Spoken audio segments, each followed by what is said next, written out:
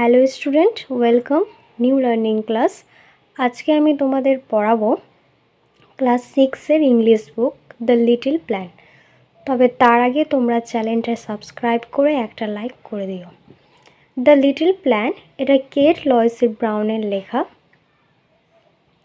The little plan, little মানে হলো ছোট, প্ল্যান্ট মানে চারা গাছ, একটা ছোট চারা গাছ।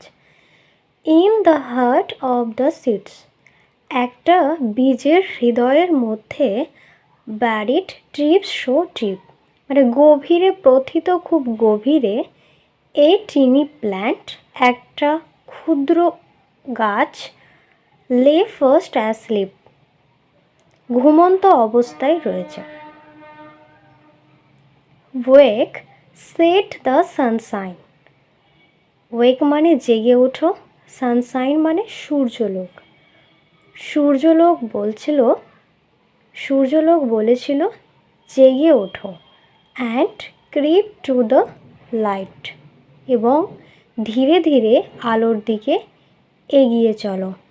ওয়েক সেট দ্য ভয়েস, জাগো বলেছিল সেই কণ্ঠস্বরটা, মানে সেই ভয়েসটা বলছে জেগে ওঠো। অফ দ্য রেনড্রপস ব্রাইট, উজ্জ্বল বৃষ্টির ফোঁটা। অর্থাৎ এখানে বলা হচ্ছে সূর্যলোক এবং বৃষ্টির অঙ্কুরোদ্গম হতে সাহায্য করে।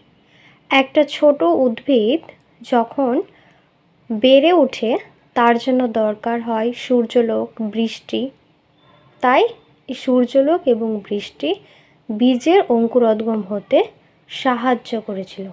দ্য লিটল প্ল্যান্ট হার্ট, ছোট উদ্ভিদটা শুনেছিল, and it rose to see, এবং এটা জেগে উঠতে দেখেছিল, হোয়াট দ্য ওয়ান্ডারফুল, কি বিস্ময়কর, আউটসাইড ওয়ার্ল্ড মাইট বি, বাইরের জগৎটা হতে পারে।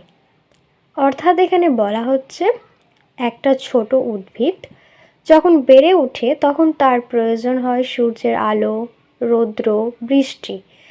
তো এই সমস্ত কিছুর সংস্পর্শে এসে বলা হচ্ছে যে ছোট উদ্ভিদটা সূর্যের রোদের স্পর্শে এবং বৃষ্টির জলের প্রভাবে বীজের মধ্য দিয়ে বেরিয়ে এসে দেখতে পেয়েছিল বাইরের জগৎটা।